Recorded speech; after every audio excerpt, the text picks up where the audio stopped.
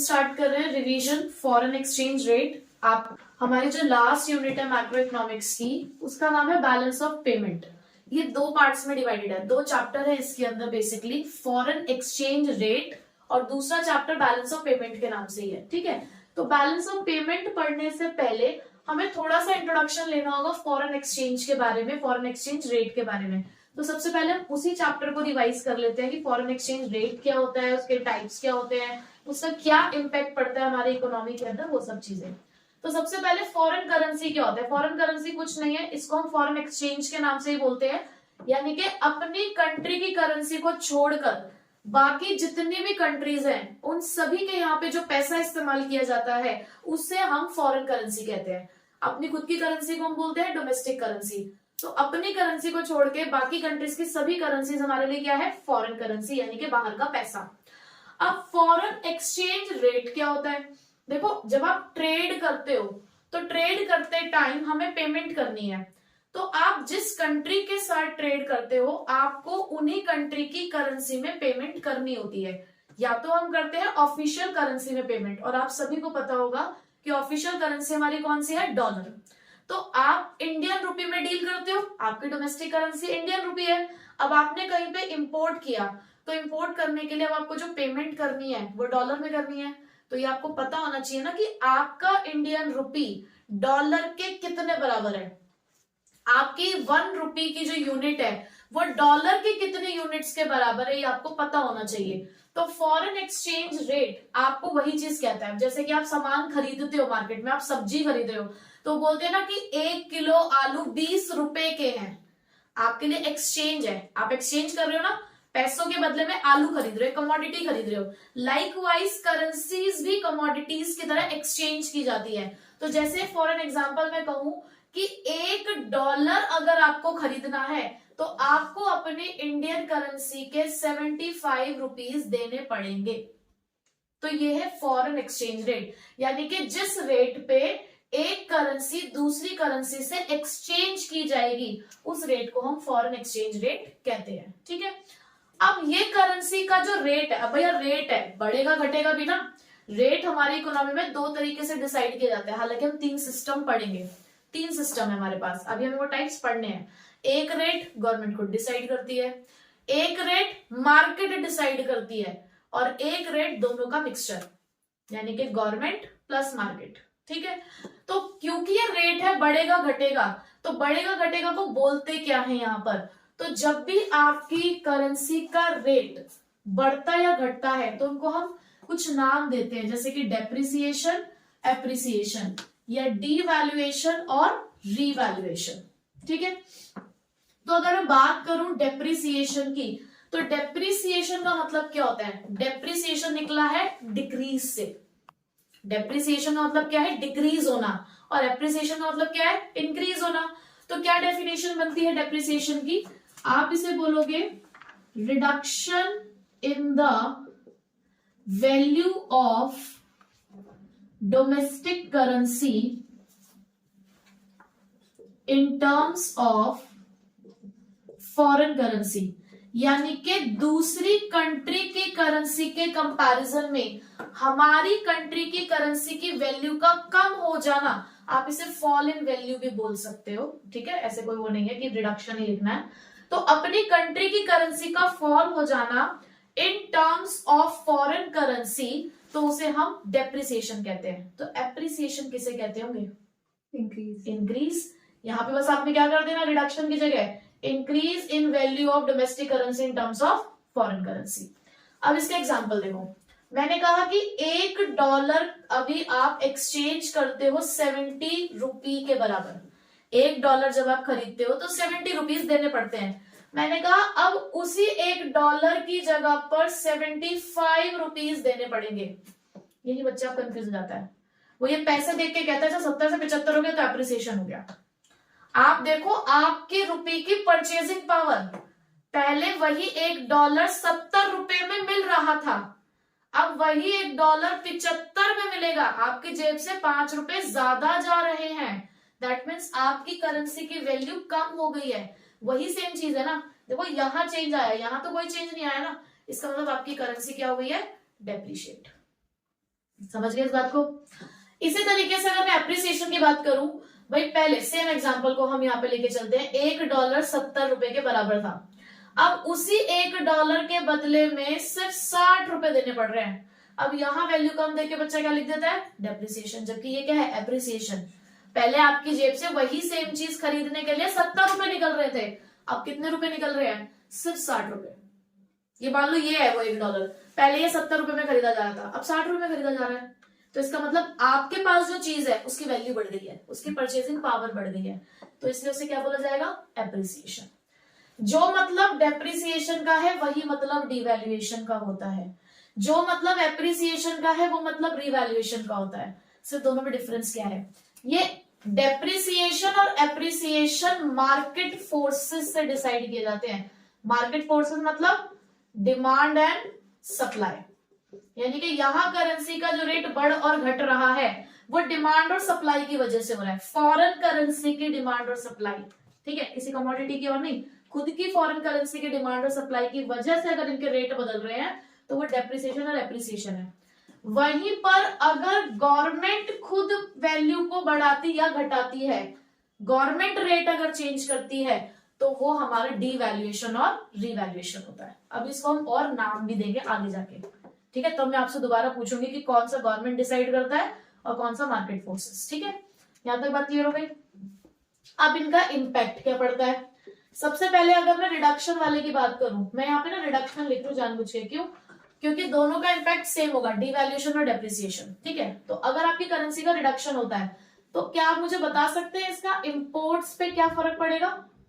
Imports मतलब सामान खरीद रहे हो आप और आपकी करेंसी की वैल्यू कम हो गई है, इंपोर्ट्स कम हो जाए तो आप इंपोर्ट्स क्या करेंगे? कम, क्योंकि आपकी जेब से पैसा ज्यादा निकल रहा है। आपकी परचेजिंग पावर जब कम हो जाएगी तो आप इंपोर्ट्स को क्या कर देंगे? कम कर देंगे। और एक्सपोर्ट्स पे क्या फर्क पड़ेगा? बढ़ जाएंगे। क्यों? क्योंकि नहीं, देखो इस केस में आपके लिए, अपने पॉइंट ऑफ व्यू से सोचो, इस केस में आपके लिए फॉरेन गुड्स महंगे हैं क्योंकि आपको ज्यादा पैसा खर्च करना पड़ रहा है। आप क्यों कह रहे हो कि इंपोर्ट्स कम हो गए? क्योंकि आपके लिए जो फॉरेन गुड्स हैं वो आपके लिए एक्सपेंसिव हो गए हैं। अगर आपके लिए बाहर के गुड्स एक्सपेंसिव हो गए तो उनके लिए हमारे गुड्स कैसे हो गए? चीपर। उनके लिए, फॉरेनर्स के लिए हमारे जो डोमेस्टिक गुड्स है वो सस्ते हो गए। फॉरेन गुड्स अगर महंगे हो जाते हैं तो डोमेस्टिक गुड्स सस्ते हो जाते हैं। तो भाई जब उन्हें हमारे यहाँ पर सामान सस्ता मिलेगा तो हमारे यहाँ से वो ज्यादा खरीदेंगे, तो दैट्स वाई एक्सपोर्ट्स बढ़ जाएंगे। ठीक हो? आप सामान बेच ज्यादा रहे हो तो इसका मतलब पैसा आपके पास आ रहा है। अब क्योंकि आपके पास पैसा आ रहा है, और देखो सिर्फ एक्सपोर्ट इंपोर्ट की बात नहीं है, टूरिज्म भी तो बढ़ेगा। हमारे यहाँ का टूरिज्म भी तो बढ़ेगा, इन्वेस्टमेंट भी कर सकते हो हमारे पास आके। जरूरी थोड़ी सिर्फ एक्सपोर्ट और इम्पोर्ट्स के लिए ही हमारे यहाँ पर हमें फॉरेनर्स के साथ डील करना है, और भी बहुत सारी चीजें होती हैं जिसके लिए हम फॉरेन कंट्रीज के साथ डील करते हैं। तो ओवरऑल अगर मैं देखूं तो क्योंकि हमारे यहाँ की चीजें उनके लिए सस्ती हो रही है, चाहे वो टूरिज्म है चाहे वो कमोडिटीज है, तो ऐसे में हमारी कंट्री में इनफ्लो ऑफ कैपिटल आएगा, इनफ्लो ऑफ मनी होगा, तो जिसकी वजह से क्या होगी? नेशनल इनकम बढ़ जाएगी। यही केस अगर मैं increase in value of domestic currency की बात करूं तो भाई यहां पर 60 की जगह पे 70 दे रहे हो, तो अब आपके लिए फॉरेन गुड्स कैसे हो गए? सस्ते। तो आप ज्यादा से ज्यादा इंपोर्ट्स कर सकते हो। और एक्सपोर्ट्स की बात करूं तो अगर फॉरेन गुड्स सस्ते हुए तो उनके लिए डोमेस्टिक गुड्स महंगे हो गए, तो एक्सपोर्ट्स क्या हो जाएंगे? कम हो जाएंगे। अब आप भाई ज्यादा से ज्यादा सामान आप खरीद रहे हो, आप आउटफ्लो कर रहे हो, आपके लिए फॉरेन टूर सस्ते होंगे, आपके लिए वहां की इन्वेस्टमेंट करने में ज्यादा फायदा होगा, तो अब आप अपनी कंट्री से पैसा वहां भेज रहे हो। तो ऐसे में आप ये कह सकते हो कि इस केस में जो नेशनल इनकम है वो क्या हो जाएगी? कम हो जाएगी। ठीक है। तो अब अगर आपको डिफरेंस आता है कि आपको डिफरेंस करना है बिटवीन डेप्रिसिएशन एप्रिसिएशन, ये भी डिफरेंस आ सकता है, या डेप्रिसिएशन और डिवैल्यूएशन, या एप्रिसिएशन और रिवैल्यूएशन, इन दोनों में भी आपस में आ सकता है और ऐसे क्रॉस में भी आ सकता है, तो अपने आप लिख सकते हो। देखो पहला बेस डिफरेंस का हमेशा आपने मीनिंग बनाना है, मीनिंग और एग्जाम्पल, ये एक डिफरेंस माना जाएगा। ठीक है, जैसे ये मैं लिख के दिखाती हूँ ना, तो इस तरीके से आपको एग्जाम्पल लिखना है। फिर इफेक्ट लिखो, कौन से एक्सचेंज रेट का पार्ट है, कौन चेंज कर सकता है रेट, वो लिखना होता है आपको। तो ये 3-4 चीजें मेन होती है, वो आपको डिफरेंस पे लिखनी होगी। ठीक है, नेक्स्ट हमें पढ़ना है टाइप्स ऑफ एक्सचेंज रेट। हमारे पास 3 टाइप्स है एक्सचेंज रेट डिसाइड करने के। पहला है फिक्स्ड एक्सचेंज रेट, दूसरा है फ्लेक्सिबल एक्सचेंज रेट और तीसरा है मैनेज फ्लोटिंग। देखो दो तो आपको नाम से अपना काम बता रहे होंगे, पहले से पता चल रहा है साफ, फिक्स्ड एक्सचेंज रेट यानी कि ये ऐसा सिस्टम है जहां पे रेट ऑफ एक्सचेंज जहां पर rate of foreign currency fixed होता है। अब यहां पर करेंसी के रेट को फिक्स करने का राइट किसके पास होगा, किसके पास ऑफिशियल अथॉरिटी होगी, है गवर्नमेंट के पास। तो that means fix exchange rate एक ऐसा रेट है जिसको कौन फिक्स करता है, गवर्नमेंट फिक्स करती है। ठीक है, अब क्यों फिक्स करती है भाई, अगर बार बार रेट चेंज होता रहेगा तो फ्लक्चुएशंस बढ़ेंगी और हमारी इकोनॉमी के लिए देखो फ्लक्चुएशंस अच्छी नहीं होती हैं। फ्लक्चुएशंस अच्छी कहीं पे भी नहीं होती है, चाहे नॉर्मल कमोडिटीज में आप डील करो तो भी फ्लक्चुएशंस अच्छी नहीं होती और अगर फॉरेन करेंसीज में डील कर रहे हो तो भी फ्लक्चुएशंस अच्छी नहीं होती। सो टू ब्रिंग स्टेबिलिटी गवर्नमेंट कुछ केसेस के अंदर जो एक्सचेंज रेट है वो खुद डिसाइड करती है। ठीक है, अब इसके अंदर ना आप एक वर्ड पढ़ोगे पैगिंग। पैगिंग का मतलब क्या है कि जब एक कंट्री की करेंसी की वैल्यू को दूसरी कंट्री की करेंसी की वैल्यू के साथ टाइड अप कर दिया जाता है। टाइड अप का मतलब क्या, सीधे डील कर दिया, $1 70 के बराबर है तो ये पैगिंग है। पैगिंग का मतलब क्या होता है, टाइड, बांध दिया है कि इतने में ही एक्सचेंज होगा, तो this is known as paging. एक और वर्ड आप इसके अंदर देखोगे, पैरिटी वैल्यू।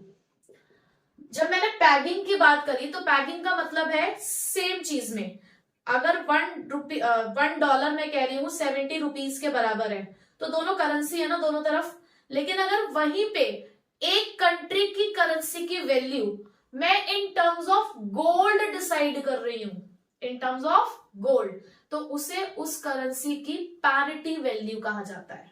ठीक है, यानी कि जब वैल्यू को गोल्ड के टर्म्स में डिसाइड करें तो भाई वो पैरिटी वैल्यू है और एक कंट्री की करेंसी को दूसरी कंट्री की करेंसी के साथ फिक्स कर देना पैगिंग कहलाता है। ठीक है, तो हमने क्या क्या पढ़ा इसके बारे में, इसे गवर्नमेंट डिसाइड करती है, स्टेबिलिटी लेकर आता है ये वाला एक्सचेंज रेट। पैगिंग और पैरिटी वैल्यू क्या होता है ये हमने पढ़ लिया। अच्छा, इस एक्सचेंज रेट के लिए गवर्नमेंट को अच्छा खासा रिजर्व मेंटेन करना होता है। क्यों, क्योंकि देखो उन्हें मार्केट के फ्लक्चुएशंस को अवॉइड करना है। उन्होंने खुद तो एक एक्सचेंज रेट फिक्स कर दिया ना, अब मार्केट ऐसा तो है नहीं कि मार्केट चेंज नहीं होगी, मार्केट बदल रही है, तो मार्केट के अकॉर्डिंग अपने रेट को एडजस्ट करने के लिए वो अपने यहाँ पर ही चेंजेस करते हैं। तो वो चेंजेस कहाँ किए जाते हैं, रिजर्व्स में किए जाते हैं। ठीक है, तो गवर्नमेंट जनरली करती क्या है, जब उसे दिखता है ना कि फॉरेन एक्सचेंज मार्केट में वीक हो रही है, शेयर्स को सोचो, आप शेयर्स कब खरीदोगे मार्केट में, जब सस्ते होंगे या महंगे, जब सस्ते होंगे। सस्ते होने का मतलब है जब रेट वीक हो रहा हो, सस्ते होने का मतलब क्या है, जब रेट जब वो शेयर्स कमजोर पड़ रहे हो तो हम उसे खरीद लेंगे। तो यही काम हमारी गवर्नमेंट भी करती है कि जब उसे दिखता है कि मार्केट में फॉरेन एक्सचेंज वीक हो रही है तो वो कौन सा डिसीजन लेते हैं, बाइंग डिसीजन, सस्ता मिल रहा है खरीद लो। लेकिन जब उन्हें दिखता है कि मार्केट में जो फॉरेन एक्सचेंज है वो स्ट्रांग हो रही है, रेट स्ट्रांग हो रहा है, तो एट दैट टाइम अच्छा खासा पैसा मिल रहा है बेचने पे, तो उस टाइम पे वो फॉरेन एक्सचेंज को क्या कर देती है, सेल कर देती है। समझ आ गई बात, कब खरीदा जाता है और कब बेचा जाता है, जब सस्ता मिल रहा है खरीद लो, जब महंगा है तो जो तुम्हारे पास है उसे उठा के मार्केट में बेच दो। शेयर्स में भी तो यही करते हो। अब नेक्स्ट आते हैं फ्लेक्सिबल एक्सचेंज रेट पे। फ्लेक्सिबल एक्सचेंज रेट को आप फ्लोटिंग एक्सचेंज रेट भी कहते हो। फ्लोटिंग मतलब बहता हुआ। ये रेट हर आए दिन चेंज होता है। क्यों, क्योंकि यहां पर जो रेट डिसाइड किया जाता है वो डिसाइड किया जाता है बाय द मार्केट फोर्सेस। और आपके मार्केट फोर्सेस क्या होते हैं, डिमांड एंड सप्लाई। आपके फॉरेन एक्सचेंज की भी एक डिमांड होती है, फॉरेन एक्सचेंज की भी एक सप्लाई होती है और उसके बेसिस पर यहाँ पर रेट डिसाइड होता है। अब आपको पता है डिमांड सप्लाई तो बदलते रहते हैं, तो इसीलिए यहाँ पे जो रेट है आपका वो भी बदलता रहता है। तो दैट्स वाई इसको फ्लोटिंग और फ्लैक्सिबल कहा गया। यहाँ पे गवर्नमेंट का इंटरवेंशन नहीं होता, नो इंटरवेंशन ऑफ गवर्नमेंट है। यहाँ पे अपने आप ही सारी एडजस्टमेंट्स यहाँ पर हो जाती हैं, डिमांड सप्लाई के अकॉर्डिंग अपने आप ही वो इंटरसेक्शन पॉइंट हमें मिल जाता है। तो यहाँ पे कोई भी रिजर्व मेंटेन करने की भी जरूरत नहीं होती, किसी तरीके का आप यहाँ पे रिजर्व मेंटेन नहीं करते हो। ठीक है ये वाला। अब आते हैं मैनेज फ्लोटिंग पे। मैनेज फ्लोटिंग का दूसरा नाम डर्टी फ्लोटिंग भी है। और ये जो मैनेज फ्लोटिंग है ये हाइब्रिड, किस चीज का हाइब्रिड? फिक्स्ड प्लस फ्लेक्सिबल का। दैट मीन्स यहां पे जब आप एक्सचेंज रेट डिसाइड करते हो तो यहां पे मार्केट फोर्सेस भी है, बट यहां पर इंटरवेंशन भी है किसका? आरबीआई का, ऑफ सेंट्रल बैंक। यानी कि किसी भी कंट्री का जो सेंट्रल बैंक होता है, जैसे कि हमारी कंट्री का सेंट्रल बैंक क्या है? आरबीआई है ना। तो यहाँ पे इंटरवेंशन भी है और यहाँ पे मार्केट फोर्सेस भी है, दोनों यहाँ पर मिलकर चलते हैं, इसलिए इसको हाइब्रिड बोला गया है इन दोनों सिस्टम्स का। ठीक, और इसलिए इसका नाम भी क्या है? Dirty floating. यानी कि कई बार यहाँ पर इस तरीके की सिचुएशंस आ जाती है कि जो एक्सचेंज रेट होता है वो बहुत ज्यादा हाई और कई बार बहुत ज्यादा लो। तो जब दिखता है ना आरबीआई को कि इस तरीके का एक्सचेंज रेट डिसाइड हो रहा है कि बहुत ज्यादा हाई बहुत ज्यादा लो, तब वो आते हैं, घुसते हैं कि हाँ अब हम इंटरफेयर करते हैं और इस चीज को करेक्ट करते हैं। एक बात आपको यहाँ पे मैनेज फ्लोटिंग के अंदर ध्यान रखनी होगी कि हम कह रहे हैं कि आरबीआई का इंटरवेंशन है, लेकिन ये चीज भी एक सर्टेन लिमिट तक होती है। जब फ्लक्चुएशंस में बहुत ज्यादा में फ्लक्चुएशंस देखने को मिलती है तब आरबीआई एंटर करता है। ये नहीं कि पूरे टाइम आरबीआई का इंटरवेंशन रहता है। जब बहुत ज्यादा हमें फ्लक्चुएशन देखते हैं तो एक लिमिट तक आरबीआई इंटरवेन कर सकता है। ठीक है, तो ये तीन हमारे रेट थे, तीनों के हमें मैरिट्स और डिमेरिट्स भी पढ़ने हैं।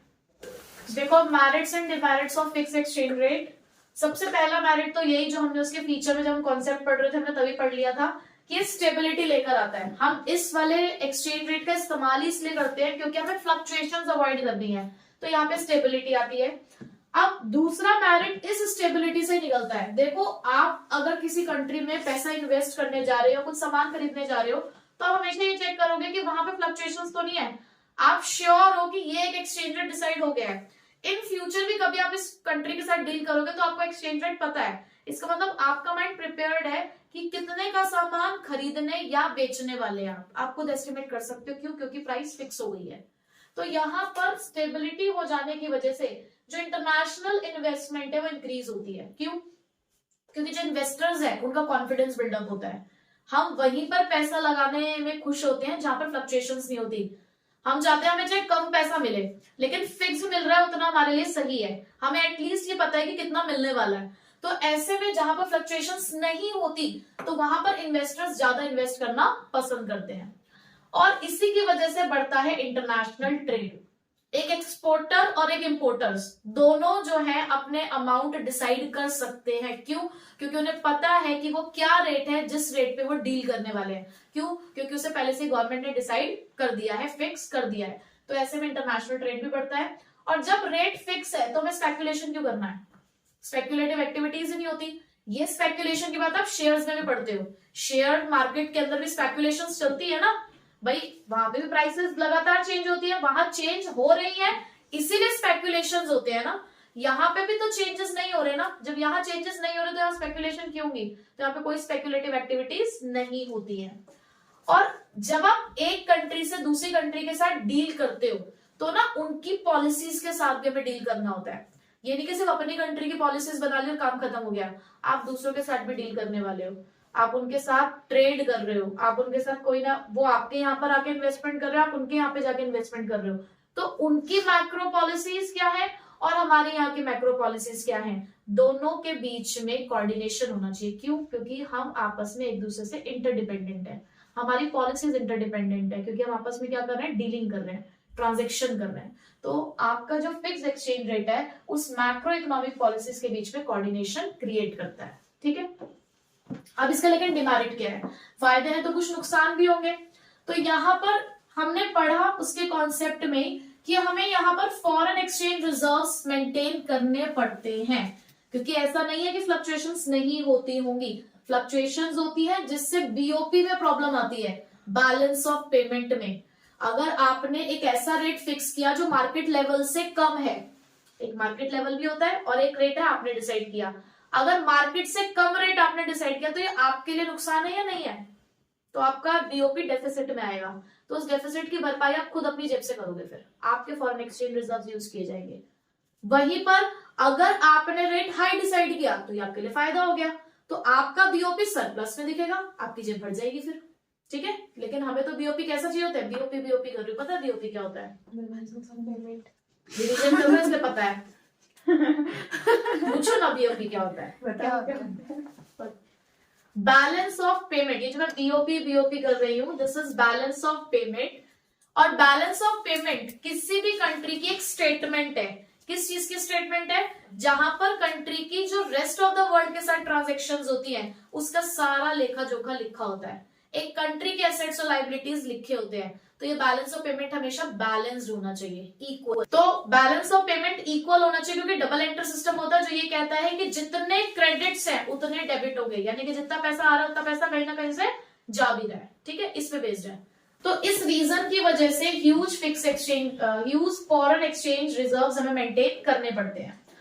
Difficulty in fixing the exchange rate, देखो हमेशा हमारे लिए यह काम आसान नहीं होता कि हम एक्सचेंज रेट फिक्स कर दें। कई बार बहुत ज्यादा फ्लक्चुएशंस आ रही होती है, जो बात मैंने आपको यहाँ बताई वो बात यहाँ भी अप्लाई होती है कि कई बार मार्केट लेवल कुछ और होता है, हम एक्सचेंज रेट कुछ और डिसाइड कर रहे हैं, तो उसका असर हमारे बीओपी पे पड़ता है, हमारे बैलेंस ऑफ पेमेंट पे। तो बहुत सी चीजों को सोचना पड़ता है, तो कई बार ऐसा पॉसिबल नहीं हो पाता कि हम एक एक्सचेंज रेट पर पहुंच पाए।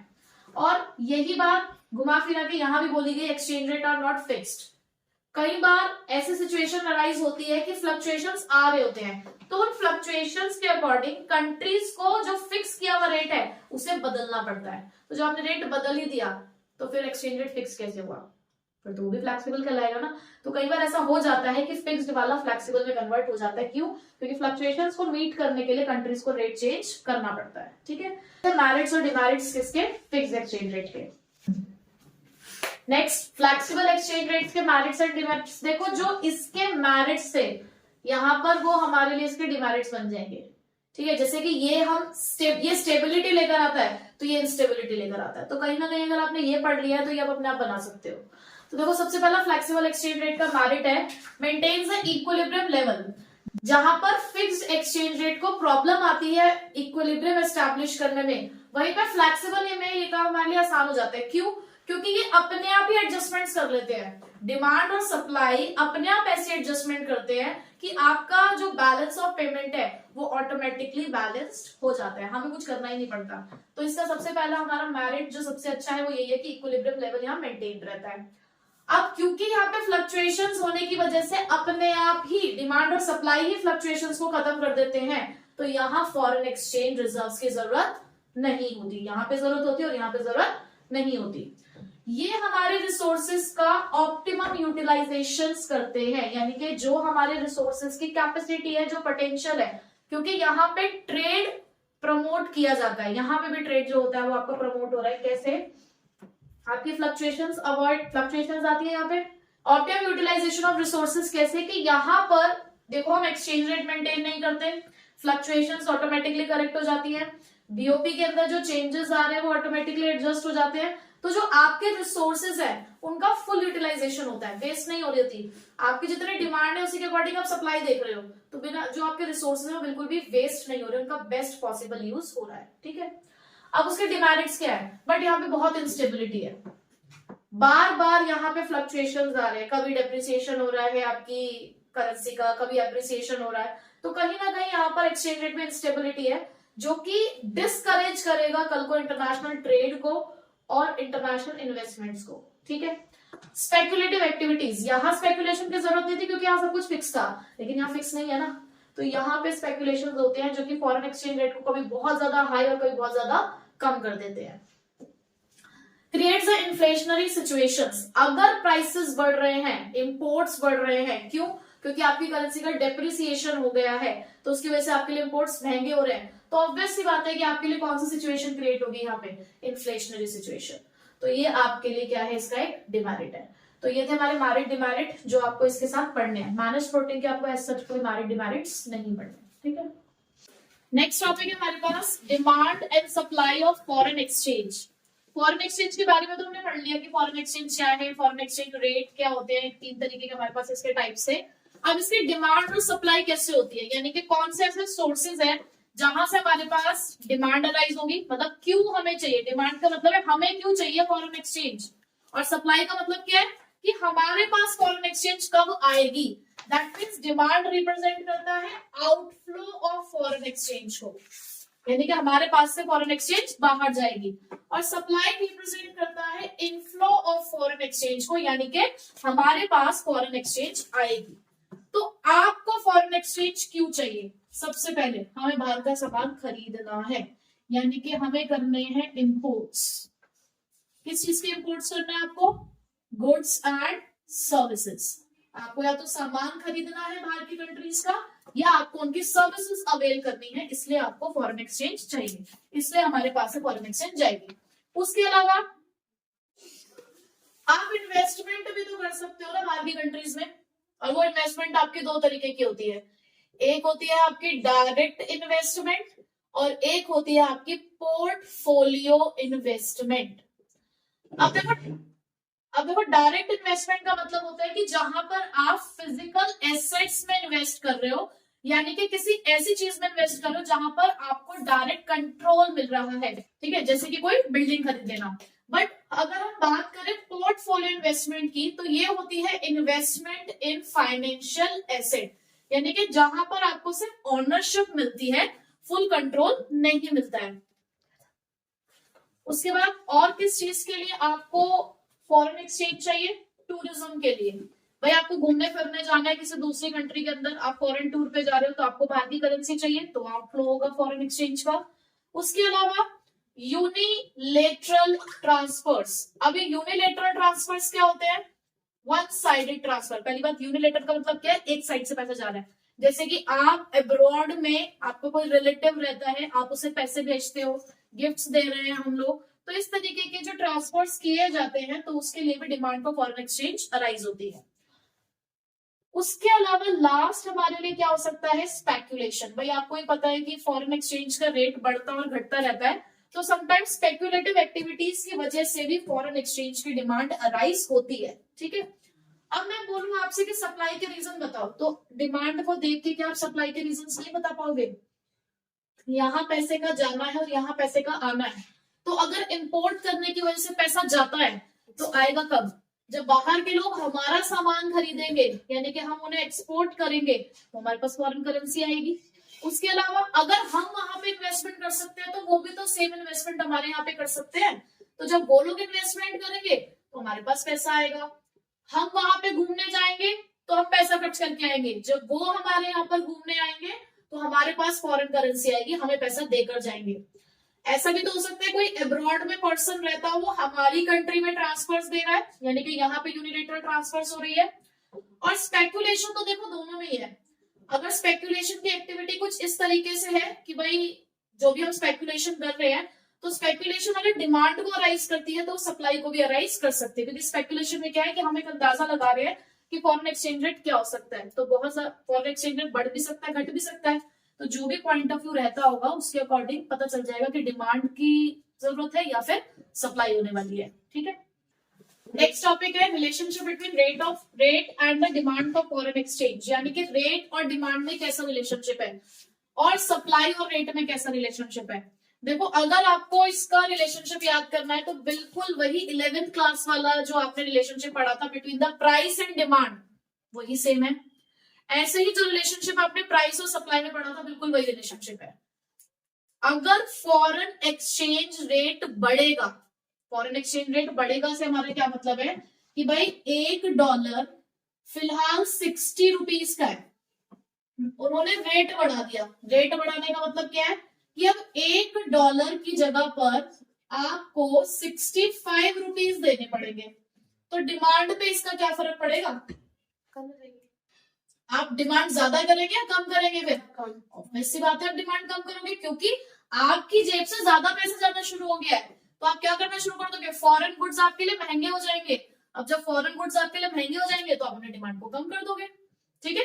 तो इसका मतलब हमें कैसा रिलेशनशिप देखने को मिल रहा है कि भाई अगर रेट बढ़ता है, अगर एक्सचेंज रेट इंक्रीज हो जाता है, तो हम फॉरेन एक्सचेंज के लिए अपनी डिमांड को क्या कर लेते हैं? कम कर लेते हैं। वहीं पे अगर मैं बात करूं कि अगर रेट बढ़ गया, यहां पर भाई $1 की जगह पर 60 है, वही सेम सिचुएशन अगर मैं आपके सामने यहां रखूं, तो सप्लाई पे क्या फर्क पड़ेगा? सप्लाई बढ़ जाएगी। सप्लाई बढ़ जाएगी कैसे? अब आप उनके पॉइंट ऑफ व्यू से सोचो, भाई हमारे लिए तो फॉरेन गुड्स महंगे हो गए, लेकिन उन लोगों के लिए तो हमारे डोमेस्टिक गुड्स सस्ते हो गए, रेट बढ़ा तो आपने कहा डिमांड कम हो गई। क्यों? इसका रीजन क्या है? सबसे बड़ा रीजन है कि हमारे लिए फॉरेन गुड्स या फॉरेन टूरिज्म या जो भी हमारे लिए सोर्सेस है डिमांड के, वो सभी चीजें हमारे लिए क्या हो जाएंगी? कॉस्टली हो जाएंगी, महंगी हो जाएंगी। तो जब महंगी होंगी तो हम अपनी डिमांड को कम करेंगे। लेकिन अगर वही रेट यहाँ बढ़ता है तो सप्लाई का मतलब वहां से पैसा आना है। अब उन लोगों के लिए हमारी करेंसी क्या हो गई है? सस्ती हो गई है, क्योंकि उनको ज्यादा पैसा मिल रहा है $1 के बदले में। उनके लिए जो डोमेस्टिक गुड्स है, इस केस में क्या हो गया कि भाई डोमेस्टिक गुड्स चीपर हो गए। तो जब वो डोमेस्टिक गुड्स चीपर हो जाएंगे तो वो लोग ज्यादा डिमांड करेंगे ना हमारे गुड्स के लिए, इसका मतलब हमारे पास पैसा आएगा। तो इन दैट केस जो सप्लाई होगी वो क्या हो जाएगी? इंक्रीज हो जाएगी। अगर रेट बढ़ता है तो उसका सीधा इम्पैक्ट हमने क्या देखा? सीधा सा इम्पैक्ट ये है कि फॉरेन गुड्स महंगे हो गए, डोमेस्टिक गुड्स सस्ते हो गए। तो जब फॉरेन गुड्स महंगे हो गए तो हम खरीदना कम कर देंगे, हम बेचना ज्यादा शुरू करेंगे, क्योंकि वो लोग हमारे सामान को ज्यादा डिमांड करना शुरू कर देंगे। ठीक है, अब आप मुझे बताओगे एप्रिसिएशन डेप्रिसिएशन में कुछ बता सकते हो क्या? रेट का बढ़ना क्या है यहाँ पर? रेट का बढ़ना क्या हुआ है? डेप्रिसिएशन। ठीक है, तो यानी कि डेप्रिसिएशन की वजह से सिंपल सी बात क्या होता है, आपने वो भी पढ़ा था ना इफेक्ट ऑफ डेप्रिसिएशन। क्या पढ़ा था उसमें? इफेक्ट ऑफ डेप्रिसिएशन में बुक को जरा पन्ना पलट लो, आपको वही दिख जाएगा। नेशनल इनकम पे कहाँ पहुंच गई हो? इन्हीं पे नेशनल इनकम पे क्या इफेक्ट पड़ता है? ना ना, हाँ वही वाले 3 पॉइंट एक साथ थे ना जो मैंने पढ़ाया था आपको पीछे। इस पुरानी बुक में ऐसे नहीं हमने ना पन्ना पढ़े ये ना इंक्रीज इंक्रीज इन एक्सपोर्ट्स। तो यही तो दिख रहा है आपको यहाँ पे। डेप्रिसिएशन का इफेक्ट क्या पढ़ा था हमने अभी प्रीवियस टॉपिक के अंदर, कि भाई डेप्रिसिएशन की वजह से इंपोर्ट्स कम हो जाते हैं और एक्सपोर्ट्स बढ़ जाते हैं। और इंपोर्ट आपके लिए डिमांड का सोर्स है और एक्सपोर्ट आपके लिए सप्लाई का सोर्स है। क्लियर हो गया रिलेशनशिप? कोई रटने वाली बात नहीं, सब कुछ लॉजिक है। यही बात अगर मैं रेट कम होने के लिए कहूं, तो रेट कम होने से क्या मतलब है कि भाई पहले $1 के बदले में 60 रुपए देने थे सीधा, अब वही $1 के बदले में 50 रुपए दे रहे हो। तो हमारे लिए इस केस में फॉरेन गुड्स महंगे होंगे या सस्ते? अब यहाँ हो गए हमारे लिए सस्ते। तो जो हमारे लिए सामान सस्ता होता है तो हम ज्यादा खरीदते हैं ना, दैट मीन्स यहाँ हम डिमांड को क्या कर देंगे? बढ़ा देंगे। बट इस केस में अगर मैं आपसे कहूं कि भाई रेट कम हो गया, यहां पर भी सिचुएशन यही हुई कि $1 60 का है, अब वही $1 50 का है। तो उनके लिए हमारे डोमेस्टिक गुड्स क्या हो गए हैं? कॉस्टली। तो भाई जब कॉस्टली हो गए तो वो लोग तो हमारे सामान को नहीं खरीदेंगे, तो इसका मतलब सप्लाई क्या हो जाएगी उस केस में? कम हो जाएगी। ठीक है, अब ये किस चीज का इफेक्ट है? अब ये एप्रिसिएशन है। अब आप खुद बताओ, एप्रिसिएशन के केस में जो इंपोर्ट्स होते हैं वो क्या हो जाते हैं? इंपोर्ट्स बढ़ जाते हैं और एक्सपोर्ट्स कम हो जाते हैं। ठीक है, तो यहाँ हमें रिलेशनशिप क्या देखने को मिला? भाई रेट और डिमांड के बीच में रिलेशनशिप कैसा है? इनवर्स। क्यों है ये आपको पता चल गया। और इसके बीच में रिलेशनशिप कैसा है? डायरेक्ट। याद रहेगा। अब इसी के अकॉर्डिंग हम यहाँ पे कर्व भी बना ले सवाल छोटे छोटे से। अगर इनवर्स रिलेशनशिप होता है किसी भी दो वेरिएबल का, तो ग्राफ कैसे बनता है? कैसे बनता है ग्राफ? Downward sloping. यानी कि ये है हमारा डिमांड ऑफ फॉरेन एक्सचेंज। ठीक है, जिसमें एक साइड आप रेट रिप्रेजेंट कर रहे हो तो दूसरी साइड आप उसकी क्वांटिटी डिमांडेड। और डायरेक्ट रिलेशनशिप होने की वजह से सप्लाई कर्व कैसे बनेगा? अपवर्ड स्लोपिंग, जिसमें यहां पर आप रेट शो कर रहे हो और यहाँ पे क्वांटिटी सप्लाइड। ठीक है, ग्राफ की शेप पता चल गई, ये डाउनवर्ड स्लोपिंग और ये अपवर्ड स्लोपिंग। अब हम पढ़ेंगे कि कहाँ पे रेट डिसाइड होता है, किस तरीके से एक्सचेंज रेट डिसाइड होता है। ठीक है, determination of foreign exchange rate. अब रेट कैसे डिसाइड करना है हमें? देखो हमारे पास जो रेट डिसाइड करने का तरीका है वो वही तरीका है जो हमने पहले पढ़ा हुआ है, कि जहां पर भी डिमांड और सप्लाई कर्व इंटरसेक्ट करते हैं वहां पर रेट डिसाइड हो जाता है। ठीक है, तो आपको याद है हमने 11th क्लास में मार्केट वाला चैप्टर पढ़ा है, वहां पे आपने पढ़ा था डिटर्मिनेशन ऑफ इक्विलिब्रियम प्राइस। बिल्कुल सेम कॉन्सेप्ट है। तो आपने क्या करना है, सबसे पहले आप यहाँ पे बना रहे हो डिमांड कर्व। ये आपका डिमांड कर्व है, ये हो गया आपका सप्लाई कर्व, ये इंटरसेक्टिंग पॉइंट है आपका, यही है आपका इक्विलिब्रियम पॉइंट। तो इस इक्विलिब्रियम पॉइंट पे जो रेट आपको मिल रहा है यहाँ पे, वो है आपका फॉरेन एक्सचेंज रेट। रेट पे एक कंट्री की करेंसी दूसरी कंट्री की करेंसी से एक्सचेंज होगी, ठीक है। और अगर आप परपेंडिकुलर ड्रॉ करोगे तो ये जो यहाँ पे क्वांटिटी निकल कर आई ये आपकी क्वांटिटी एक्सचेंज होगी, ठीक है। अब क्वांटिटी एक्सचेंज का मतलब है डिमांड और सप्लाई दोनों दिखा रहे हैं यहाँ पर, ठीक है। अब जब आप इस चीज को एक्सप्लेन करोगे तो ये तो देखो ग्राफ तो बहुत सिंपल सा है, ग्राफ में तो ऐसी कोई बात ही नहीं है, ये तो पुरानी बातें हैं सारी, लेकिन इसको एक्सप्लेन करना आपने पूरा कि ये आपने डिमांड पे बनाया है, क्यों ये डाउनवर्ड स्लोपिंग है, क्योंकि इनवर्स रिलेशनशिप होता है, क्योंकि अपवर्ड स्लोपिंग है, क्योंकि यार यहाँ पे पॉजिटिव रिलेशनशिप होता है, डायरेक्ट रिलेशनशिप होता है, this is the equilibrium point. Reasons भी बता सकते हो, सोर्सेज भी थोड़ा सा डिस्क्राइब कर सकते हो। तो देखो अगर 6 नंबर का क्वेश्चन आता है तो अच्छा खासा आपको उसको एक्सप्लेन करके आना है, ठीक है। बाकी इसको डिसाइड करने में तो ऐसी कोई दिक्कत वाली बात आपको नहीं लगती होगी, ठीक। चेंज इन डिमांड और चेंज इन सप्लाई पढ़ते हैं जरा। अब चेंज इन डिमांड का मतलब क्या है, देखो आपकी डिमांड इंक्रीज भी हो सकती है, डिक्रीज भी हो सकती है। हम यहाँ पे देखेंगे कि रेट पे उसका क्या फर्क पड़ता है। तो पहले देखो अगर मैंने डिमांड को इंक्रीज कर दिया, पर डिमांड इंक्रीज होगी तो वो राइटवर्ड शिफ्ट होगी। पहले तो देखो आपको बेसिक जो डायग्राम है वही बनाना होता है, उसके बाद हमने डिमांड को इंक्रीज किया, एक नया डिमांड कर्व यहाँ पर एस्टैब्लिश हुआ, ठीक। इस डिमांड कर्व ने हमारे सप्लाई कर्व को यहां इंटरसेक्ट किया, तो ये हो गया हमारा न्यू इक्विलिब्रियम पॉइंट। इस न्यू इक्विलिब्रियम पॉइंट पे अगर आप देखो तो ये हमारा न्यू रेट है, ठीक है। तो डिमांड इंक्रीज होने की वजह से हमने क्या देखा कि ओवरऑल जो मार्केट का रेट है वो इंक्रीज हो गया, ठीक है। अब वहीं पे अगर मैं इस डिमांड को डिक्रीज कर दूं, अच्छा यहाँ पे आप क्वांटिटी को भी शो करेंगे साथ साथ। अब मैंने डिमांड डिक्रीज कर दी यहाँ पे, ठीक है, डिमांड हमारी लेफ्ट वर्ड शिफ्ट हो गई, ये हो गया हमारा D2, ये इंक्रीज है और ये डिक्रीज है। अब यहाँ पर जो नया इक्विलिब्रियम पॉइंट हमें दिखाई दे रहा है वो ये रहा E2। यहाँ अब आप देखो कि जो आपका रेट है वो क्या हो गया है, रिड्यूस हो चुका है, ठीक है। यानी कि इंक्रीज इन डिमांड की वजह से अगर डिमांड बढ़ती है तो रेट बढ़ रहा है, अगर डिमांड कम हो रही है तो रेट कम हो रहा है। इसका रीजन बता सकते हो कि ऐसा क्यों हो रहा है। यहाँ डिमांड बढ़ रही है तो आपको सिचुएशन यहाँ क्या दिख रही है, एक्सेस सप्लाई या एक्सेस डिमांड, एक्सेस डिमांड। और यहाँ मैंने गलत बोला। मैं पूछ रही हूँ आपसे, यहाँ इतना नेगेटिव पे सोच पा सकते हो तो कोई बात नहीं, छोड़ो। इतना समझ आ गया आपको कि यहाँ पर डिमांड बढ़ने की वजह से रेट बढ़ गया और डिमांड घटने की वजह से रेट घट चुका है। सिर्फ आपको बेसिकली चेंज दिखाना है कि क्या इम्पैक्ट सही बोला मैंने। अब उसके बाद हम यहाँ पर आइए, अब सप्लाई में चेंज करते हैं, शिफ्ट करेंगे तो ये हमारा न्यू सप्लाई कर्व। अब न्यू सप्लाई कर्व ने डिमांड कर्व को इंटरसेक्ट किया इस पॉइंट पे, तो न्यू इक्विलिब्रियम पॉइंट। अब न्यू इक्विलिब्रियम पॉइंट ने हमें जो न्यू रेट दिया है वो रेट हमारा डिक्रीज हो रहा है, यानी कि जो पहले हमारा इक्विलिब्रियम रेट था उससे नीचे हमारा न्यू रेट एस्टैब्लिश हुआ। इसका मतलब सप्लाई बढ़ जाने की वजह से जो ओवरऑल रेट होता है वो क्या हो जाता है, कम हो जाता है। उसी सप्लाई को अगर हम लेफ्ट वर्ड शिफ्ट करें यानी कि डिक्रीज इन सप्लाई है, तो जो न्यू इक्विलिब्रियम पॉइंट एस्टैब्लिश हुआ वो इस पॉइंट पे हुआ। अब यहाँ पर अगर आप रेट चेक करोगे तो रेट आपका यहाँ पर इंक्रीज हो चुका है, यानी कि अगर सप्लाई कम होती है तो रेट ओवरऑल क्या हो जाता है, आपका बढ़ जाता है, ठीक है।